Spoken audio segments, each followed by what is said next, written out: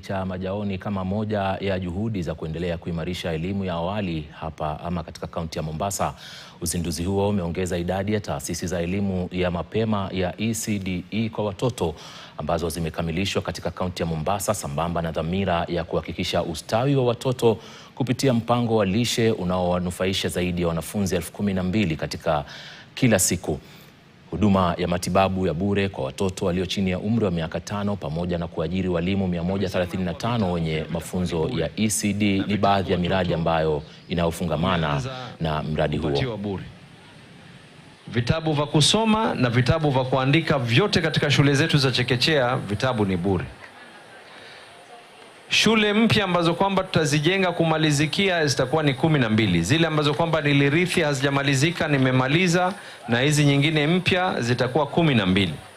Kando na nyingine ambazo kwamba nina program ambao kwamba nataka kufanya na wafadhili wa World Bank, ambao kwamba ikiingiana pia hizo zitakuwa ni shule nyingine ambazo kwamba nitakuwa nazifanya. Kwa afya tumesema ya kwa Mombasa inaongoza katika mambo ya SHA. Haimaanishi ya kwa SHA iwe ni mdomo peke yake. SHA lazima iwe ni yenye kuonekana kwa watu wetu. Na nataka kuambia all facility heads,